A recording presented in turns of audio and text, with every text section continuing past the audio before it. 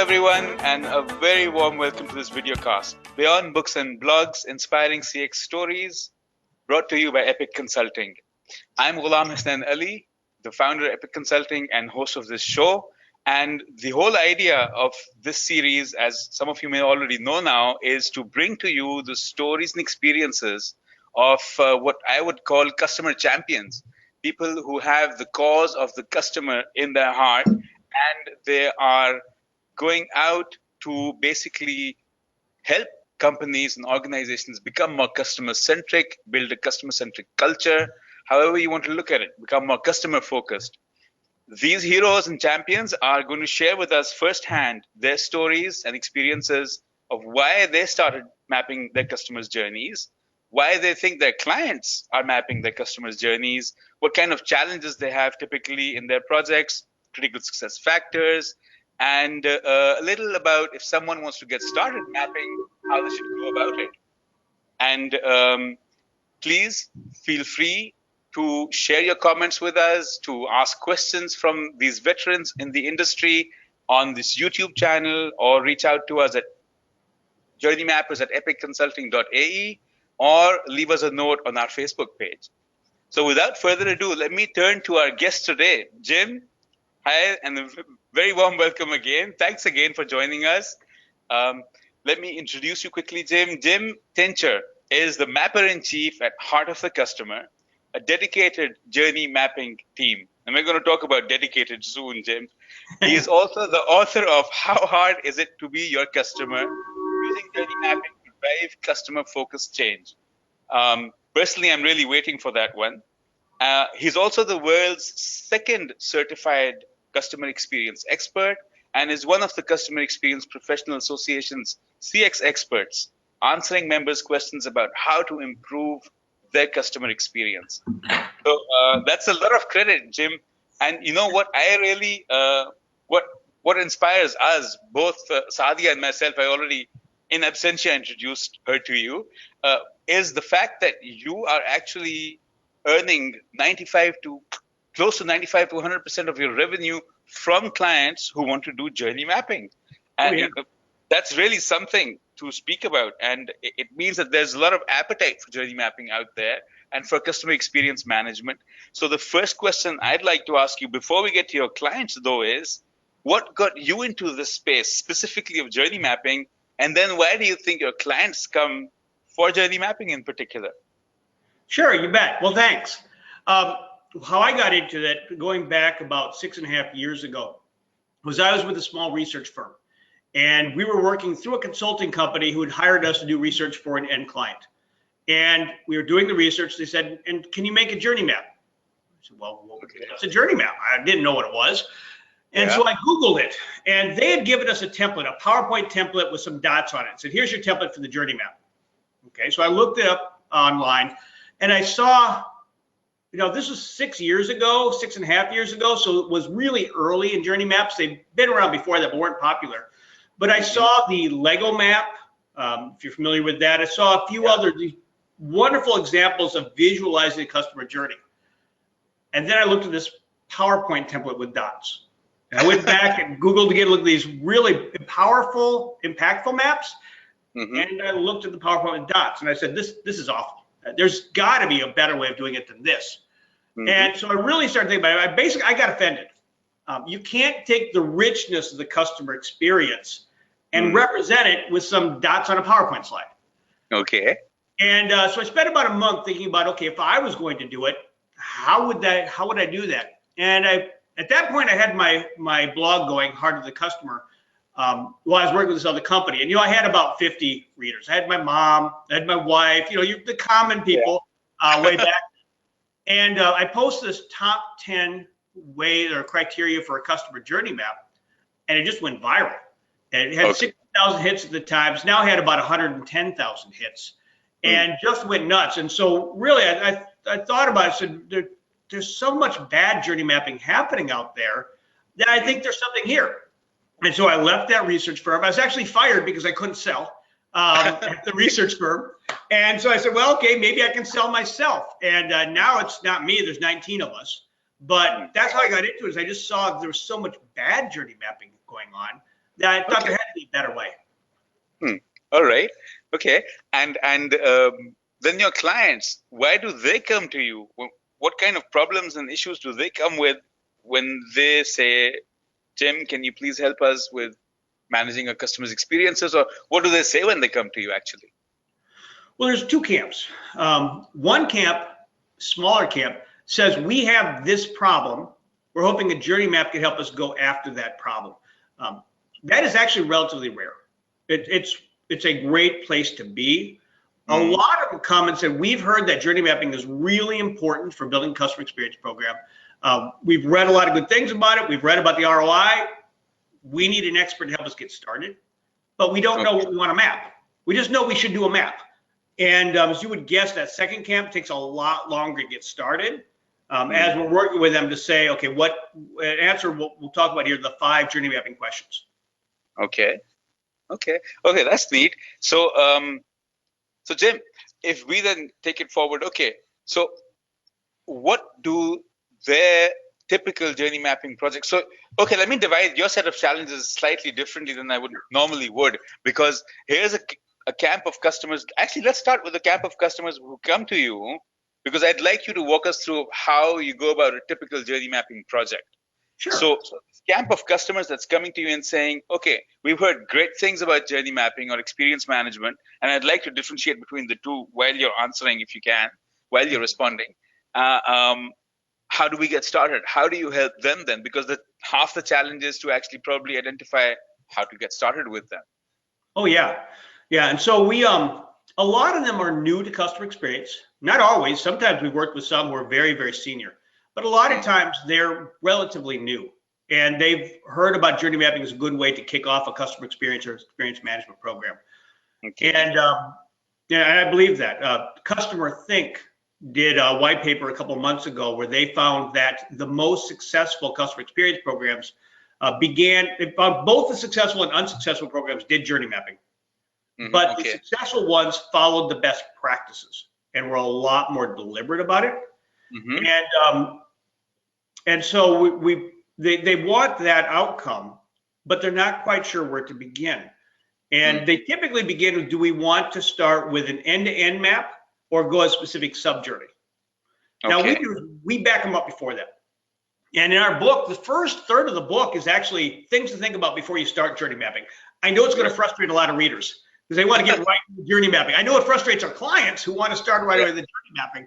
But we spent up to 6 months with companies just thinking through the first 3 of the 5 questions, which are, number 1, what's the business problem or opportunity?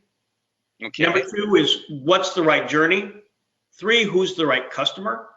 And then after that, we'll answer what's the right approach to get that, and then who's on the team, which is actually the most important question, but it's the last answered in terms of time. That first part is, what's the right business problem or opportunity? There are typically 3 of them. Something's broken.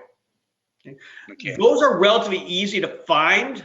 They tend to lead to more narrow maps. But for example, we worked with a company that installs radiology laboratory equipment, or not radiology, sorry, laboratory equipment, diagnostic laboratory equipment into hospitals. We had syndicated data that said that the installation journey was the most predictive of ongoing loyalty, and that theirs was not differentiated. It was okay, but not great. And so they said, that's broken. We want to come up, we want to really fix that. And so that led to, that answered the second question, what's the right journey? The installation. We had to work with, when does it begin, when does it end? They thought it began at kickoff. The customers thought it actually began on purchasing. So when does it begin and when does it end? Which is, they thought after we install it, and the customer said about a year later when they're actually up and running. So it tends to help you really answer that question. And then, so that's the first one, something's broken. And that's the most common reason. Second is, we have a new initiative or a new project, and we want the map to inform that. We work with the financial services organization. We've done 3 projects with them. All were in this bucket. We're changing how we do underwriting. So let's map the underwriting journey so we can see what we need to change. We want to create a new communications program in the first year of an annuity. So let's understand what's happening today in that journey, what the problems are, so we can build communication around that. or we're moving into a new market. We understand how that market buys today. Okay. All right. That's the reason. And that also tends to lead to a fairly restricted map. Now, the first year is not terribly narrow, but it doesn't talk about sales. It doesn't talk about collecting money. It's just that first year of an annuity. And so it is narrower than the end-to-end journey. Great. Yeah. The third one is typically there's a new CX leadership coming in or a new program, something like that. And so they need to get a handle on what's happening today. And so that tends to lead to an end-to-end map as they come in and say, okay, we need to know where the problems are. All right. Okay. Now, what typically happens with a brand new prospective client is we walk through those three and they all seem to say, those all sound really good. Right. I know they sound really good. I made them up. I hope they sound good. But the art of good journey mapping is that it involves trade-offs. You can't do everything well. You have to make decisions. We're working with a company who does email newsletters. And we spent a lot of time talking about this question. And what my direct client said is that she wanted an end-to-end map. Okay. But the organization was focused on the top of the funnel. Now, you can do either one well. To me, if I know that the organization is focused on the top of the funnel, as a CX leader, I'm going to say, okay, that's where I'm going to go and work on the journey map. Because if you can help the organization solve their big problems, then you get buy-in to come back and do end-to-end. Right. Yeah. And she wanted to do both, but her budget only allowed us to talk to 40 people. Okay. Well, so they had about 6 stages of the journey: consideration, trial, brand new purchaser, sending your first email. Those have been with them for a couple of years, and then those who had left them. Okay. So let's say we did that end-to-end map, and we determined the problems in onboarding. Great. We talked to 6 people, maybe 7. Can you really do anything with that? And so that leads to the second question: what's the right journey, which flows from the business problem? And what Customer Think found in their white paper is that the most successful programs did an end-to-end map first, and then came back and did specific sub-journeys based on what they learned at the end-to-end. And that's a really good practice, but it does require you have patience and money. Yeah. Yeah. We were working with a health insurance organization, and we had 4 one-hour meetings on just trying to solve these questions. They then had me come down and talk to their leadership for 2 hours. And I was sharing the Customer Think work, talking about the benefits and trade-offs, and the whole group got really excited about the end-to-end map. So we can really understand where the problems are. But then the senior leader, who's always sits in the back, quiet the whole time, after about an hour, speaks up and says, I'm funding this. I understand why you want to do the end-to-end map. But if I'm going to do this, I have to show my peers that we change things.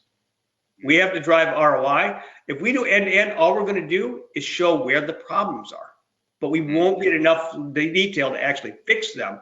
So what I recommend, he said, is that we do a sub-journey map first, show how journey mapping works, how it can solve problems, and then we can buy time and money to come back and do end-to-end. Okay, yeah, I think, okay. So a lot of the time it is going to depend on where the organization's pain and challenge really is. Exactly. And so if you're brand new and you've got energy, enthusiasm behind you, and you've got some funding, then I would go end-to-end. Understand what the problems are, then come back and fix them. We know that's the best practice. But if you're struggling for credibility, then I would look for a business problem and look to solve that. Okay. So that, Jim, was the first question then, right? Well, first one leads to the second one: what's the right journey? And then from there, who's the right customer? We get a lot of calls from groups that are new to journey mapping. Another health insurance organization in the same town as the one I just talked about, they called me and said, we want to map the end consumer end-to-end journey, the broker end-to-end journey, the employer end-to-end journey, and our employees end-to-end journey. Okay, so the entire ecosystem almost. Exactly. I said, let's slow down for a second. So first of all, in the U.S., doing best practices journey mapping is $100,000 to $200,000. Okay. So we can get some efficiencies, but it's probably going to be $400,000 to $500,000 to do all that. Do you have that budget? Of course they don't. Second of all, let's say you have the budget. Okay. You're doing all end to end, so it's not going to help you specifically solve problems. It's really good for culture building. It's great for persona development. But okay, so let's say you do this. Are you going to be able to act against all that? We worked with a cancer screening organization does cancer screening to map both their patient and their physician experience, and their pipeline was overflowing. They could not handle just what we learned from two audiences. If we had added in the employees, there was nothing they could have done because their pipeline was full. If you try doing all four of them, you're not going to successfully drive change. You're just going to really bring the organization down to all the problems and not really go into that. And so you really need to decide on trade-offs, decide where are we going to focus.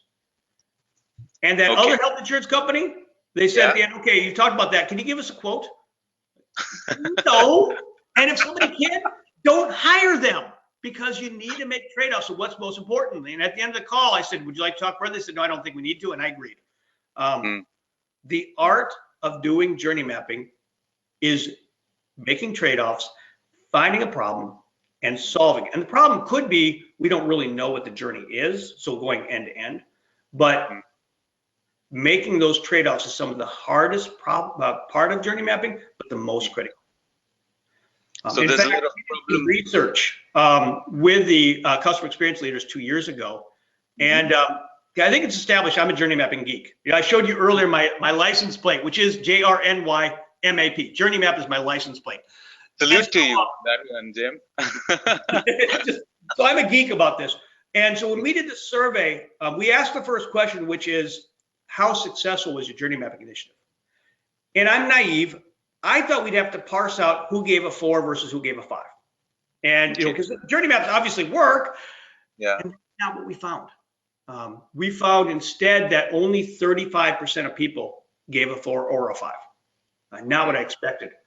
30% said it's too soon to tell, which if you just spent $100,000 in journey mapping and you go to your boss and said, I don't know if it worked or not, not a good situation. But 35% gave a 1 to a 3. And I didn't expect that at all. And so we had the follow-up question, why? It's because we didn't do anything. In fact, same with the group who said too soon to tell. We haven't done anything yet. And so that blew me away that so many people are doing journey mapping, but aren't doing anything with the results. Okay. And so we followed up to say, what are the most important factors? Again, showing how bad I am at predicting. I thought having executive sponsorship would be number 1, clearly. It was 4th. We asked 12 different options. And what was number 1 was having a broad cross-functional team, which translates to question 5 in our 5 questions, who's on the team, which makes sense once you know the answer. If for example, you're in sales and we don't invite you to be part of the journey mapping, we do the journey mapping and say, okay, our sales process, our salespeople are making too many big promises and it's just setting up badly. And I come to you this beautiful journey map and say, hey, here's our beautiful journey map here. Do you see this mountain of pain? It's all about how your team is doing badly. Can you do better? Yeah, that's not a great conversation to have. And so the first best practice is having a broad cross-functional team. Second was involving customers, which is, why does that have to be a best practice? Why is there a question about involving customers in customer journey mapping, but we still get requests of people who want to do just a workshop? It's like, well, the kind of thinking that led to the loyalty problems, that led you to want to do journey map, doesn't magically get better when you add Post-it notes. I love Post-it notes. I got them all over the place. I've got big ones, I got small ones. I love Post-it notes too. The magic happens at the intersection of your employees with customers, which speaks to, it's not just involving customers, but having your employees part of the interviews, hearing it firsthand. So that's the second best practice, involve customers. But the third is what surprises a lot of people, is select the right journey to map. And that's where we find people not spending enough time.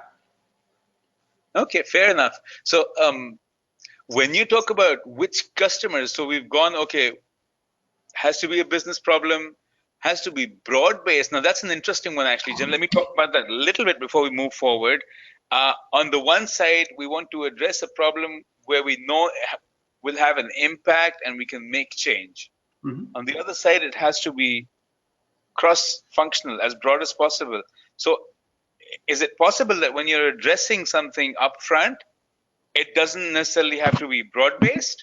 How would you kind of reconcile both those things? So I'm looking at the second year journey of the communication in the insurance company. They just came back, said, okay, second year we want to do communications. During that communication space, maybe it's not the entire organization which is engaged with the customer.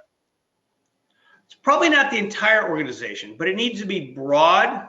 In that same survey, we found that 70% of the time, the technology team was not invited. Okay. We never had a JRNY map that didn't have technology implications, and if they're not part of the team, they're not part of the solution. Okay. Okay. I wish I was surprised that 93% of the time, HR is not invited, human resources. Every customer experience project is a culture project. Now, some human resources groups are about more about compliance. Okay, I don't want them either, but not 93% of the time. Right. If you're not thinking about culture in your JRNY mapping initiative, you're missing opportunities. And so you want to really think about at the end, who needs to be involved at the end and get them involved in the beginning. Okay. I don't know if you're familiar with the ad car change model. Ad car change models, you need to be aware of the need to change, you need to desire to change, know what to change, be able to change, and then have the change reinforced. And most organizations focus on aware of the need to change and knowledge of what to change, skipping right over desire. Okay.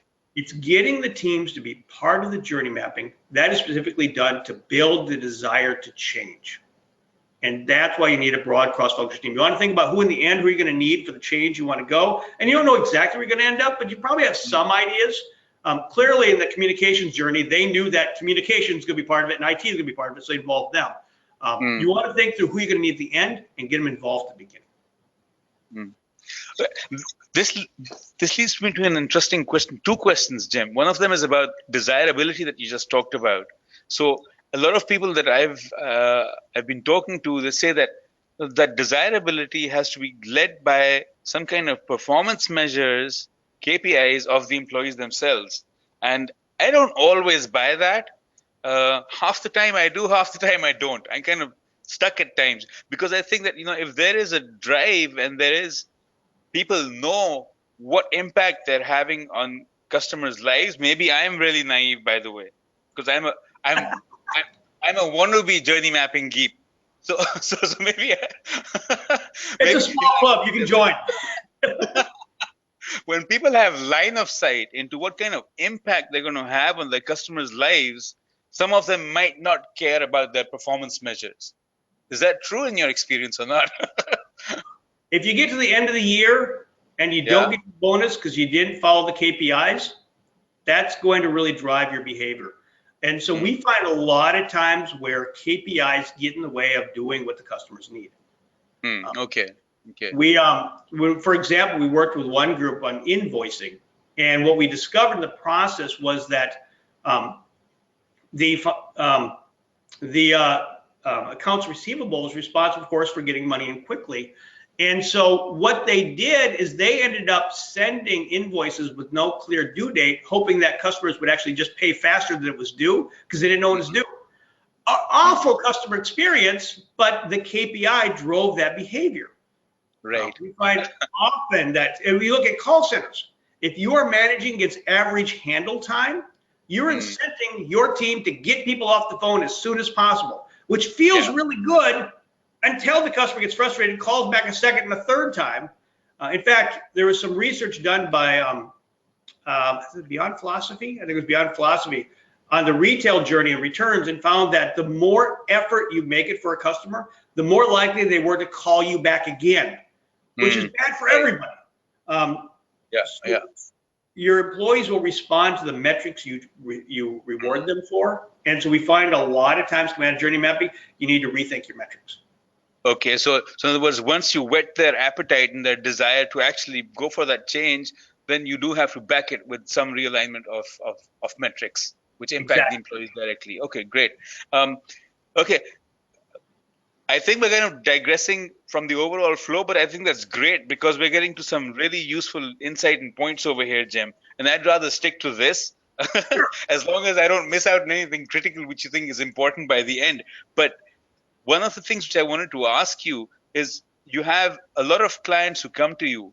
They must be from different backgrounds, different industries, B2B, B2Cs, generics, highly customized, people who are offering very highly customized products as well, very standard generic products. Do you see a difference in all of them and the challenges they're able to address through journey mapping? Or, Oh, or, yeah. or is it So, yeah, we definitely see differences there. We do about 60% of our work is B2B, and okay? about 30% B2C, and 10% is employee journey mapping. And Okay. all three of those obviously have some very different pieces. One of the biggest challenges in B2B is the fact that 90% of your employees never talk to a customer. And that has a lot of impact to question number 4 is what's the right approach? We bring the employees out to do interviews with customers to come along with us. That drives the market researchers crazy. They absolutely hate having employees up there. Won't it bias the results? It's possible to bias the interview a little bit, but you know what else it's going to do? It's going to bias the employee to do something about it. And coming back to that desire, that's what we want. So will it be pure research? Maybe not, but it's going to mean people do something with it. In fact, what we've also found, we video record the interviews, which drives our direct employee customers sometimes crazy because we can't do that. Their customers have no problem. Over 90% of them agree to be videotaped because they know it will have more impact. So we do find a B2B especially, it's even more critical to get employees out there to hear from customers firsthand. B2C, you often have a strong field there who does talk to customers lately. There is a tendency to not invite the field to be part of the journey mapping and just do it as a corporate initiative. Bad idea. You really need to make sure field is bought off of what you're doing, so have them as part of it as well. Okay. That's neat. And in terms of the types of industries, I am from a developing country myself. I'm from Pakistan, and sometimes I think over there that there's so many basic issues that need to be fixed. That something. Okay, here's another interesting one. Kind of ties in with this question. That's something which is more of a vitamin than a painkiller. Like journey mapping, I got that firsthand from someone, and I had some other reason why I'd called him. So you can imagine how hard I was trying to control myself. I said, okay, let me get my objective, what I want from this one. But there are places which are just looking at generics. There are places where so many things fundamentally are broken that they don't think journey mapping is something which can drive a change or impact. What would you say to them? Well, the first thing I would ask is if you know about the problems you have and you haven't solved them yet, why is I get a lot of people say we don't need to do journey mapping. We know where the problems are. Well, then why haven't you fixed them? And so it comes back to desire. There's something going on that you haven't fixed them. If it's a case where you just discovered all the problems and you just haven't had time to fix it yet, well, okay, I suppose, but how often is that true? You really need to look at why, go back to that desire, why have we not fixed it yet? And what can we do to do that? Also, we find that organizations always feel they know where the problems are and frequently aren't right. Like a lot of journey mappers, we start with an employee workshop. We call it a hypothesis mapping workshop, where tell us what you think the customer journey is. And what we find is that the facts of the journey are 70 to 80% right. They have to be at least somewhat successful. They couldn't afford to hire us. So they know something, they have some feeling. And so the facts of the journey are usually pretty much right. Okay. What's wrong are the moments of truth, the most important moments in the journey. In fact, we bring together, say, 20, 25 people in a room. We'll break them into 4 teams and we'll have them map and tell us what are the 3 most important moments in the journey. What do you believe are the moments of truth? Mm-hmm. Those teams will come up with a total of 10 unique moments of truth. Okay. There aren't 10 moments of truth. You can't have 10 of the 3 most important steps of the journey. Yeah. And what that means is that the organization believes they know what the moments of truth are, but different parts of the organization have different beliefs. They're not aligned and they're not right. Just by definition, 70% of their perceived moments of truth are wrong. Mm. And they tend to actually focus on the employee's pain, not the customer's pain. Fascinating. And so Yeah. groups who say that we know where the problems are, yeah, you know where problems are, you probably don't know where the most important problems are. Also, Forrester data tells us the best way to create value in an organization is not to fix pain points, but instead to recreate your journeys for an emotional outcome. Mm. Okay. Find the same thing from customer think. The most important thing to do is to use your journey mapping, not to go fix the little problems, but to recreate your journey towards the outcome you're looking to create. Okay. I think that does that's really interesting when you talked about the employees feeling their pain more when they're doing hypothesis journey mapping. We recently did an online journey mapping workshop with people. It was kind of public in nature, so it wasn't one specific organization, but it was people from across from Egypt, Jordan, and Pakistan. And at the end of it, when we got to the point when we said, okay, now let's vote on the moment of truth, it was really, really difficult to do, number one. Number two, the folks who within that audience were the CX experts, eventually, you know what they said to us later on after the workshop? They said, as the trainer or facilitator, you should have just directly told everyone what the moment of truth is. Bad. Easier, but yes, exactly. So feeling that tension is critical. Yeah. So my retort to them was, okay, next time we'll just give you more votes so you can actually put them in where you think it's more critical, and then we'll talk to that point. But it's really fascinating, Jim.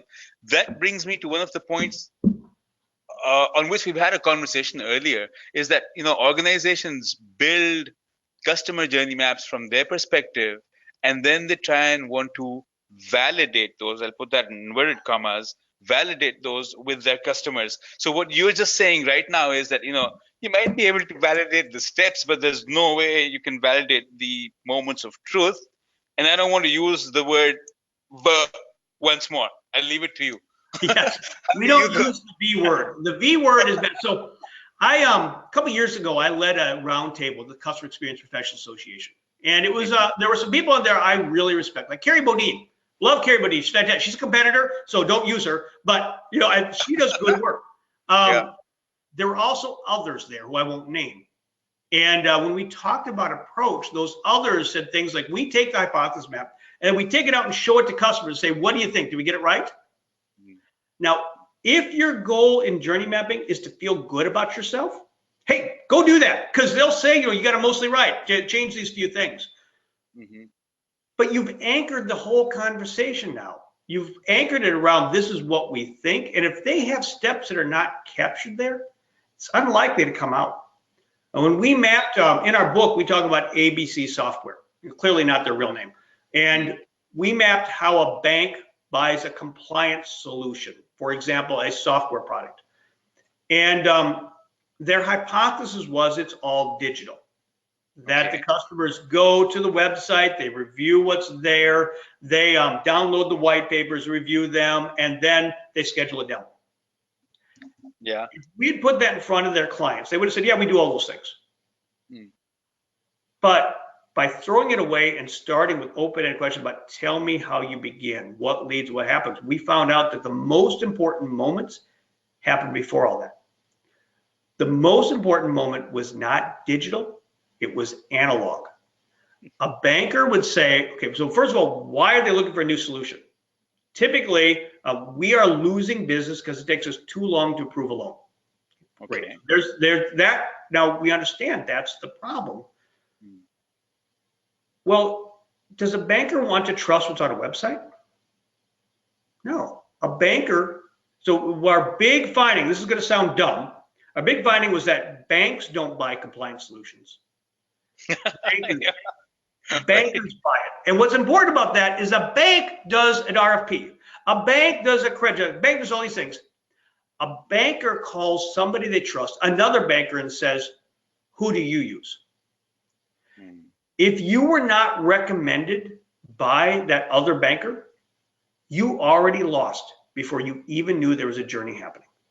Mm. Right. And so if we had shown that banker our hypothesis map, which says you go to the website, they say, yeah, I do all that. And they never would have gone into all these things they did first that actually eliminated a lot of people from consideration. And the same thing, we find that one of the biggest touch points in our journey mapping is Google. We've never had Google as a client, at least not yet. But Yeah. Google is a big touch point, and most organizations don't think about that because they're not Google. Mm. Right. And that's what's really critical. So that's why I never use that V word. It's not about validating, it's about discovering. And so we use very open-ended approaches. Let the customer tell us what the journey is. And this is after you've done some kind of assumptive journey mapping internally, or before that. Oh, Yeah, we'll okay. do that first. Oh, That's that depends one on of the the first approach. steps is do that hypothesis mapping. Right. Okay. Okay. No, that's really interesting. Jim, thank you so much. I think that we kind of overshot in the time because we've got a lot from this actually. So what I'm just gonna kind of I'm sorry, I'm gonna have to ask you to come back another time. I would love that. It'd be fun. But what I'd like to do right now then is, if someone then wanted to start journey mapping in their organization, um, what would you advise them? How would you suggest they get started? And it doesn't necessarily have to start with going out and reaching out to someone. But if someone said, okay, we believe that being customer centered is really important for us, right? How should we go about on that journey? Well, I would start with those 5 questions. And I would start first of all is because there are dozens of journeys you could map. ABC Software they identified 11 different journeys to map, so we can't do Okay. all 11. So start with where's some trouble inside the organization that you can solve. And so start with question number 1: what's that business problem or opportunity behind it here? And so start with that, and then use that to start building the case to do journey mapping. And so, for example, if the problem is that we have one set of customers that there's a lot of attrition there, we don't know why it is. We think we know, but we don't know. Maybe we have survey data that says this type of customer, there's a lot of attrition going on. Mm-hmm. Then you say, okay, well, we really need to bring in the voice of the customer to understand why are they having attrition. And so let's go after that. So what that does for you is A, get you attention, and B, potentially get you budget. Because even if you do it on yourself, by yourself, and you don't hire a vendor, you're still going to have costs. You're going to have travel costs. You're going to have maybe incentive costs for your customers. You're really, and we'll talk about this next time perhaps, is that on the methodology, you need to do this at the customer site. Don't bring them to the focus group facility. You've got to be at the customer site. That costs travel money. It's going to cost money. And so you want to tie it to a business problem. And then start thinking about who all to have on your team. Those 5 questions: what's the business problem or opportunity? What's the right journey? Who's the right customer? That then drives what's the right approach, which maybe we'll talk about next time, and then who's on the team. Get the right people involved so you can drive change. Okay, Jim, I'm going to leave it at that for now, but I think I agree with you that we should have a next one because we haven't talked enough about the approach and methodology in particular and how that changes. So as long as you're in agreement on that, I'll let you go. I would love to do that. It'd be a lot of fun. Let's schedule it. No, the honor and pleasure is mine, Jim. Thank you so much for being on the show. And if someone wants to reach out to you with their questions, would it be okay if they just post them on below the video? You bet. I appreciate it. Great. And I'll end the session here, Jim. Thank you a lot, Jim. All right. Have a great day. Thanks. Or a great evening, I suppose. Bye. Take care. You too. Bye for now. I might bother you in between with some specific questions. Okay. Please do. All right. Bye. Bye-bye.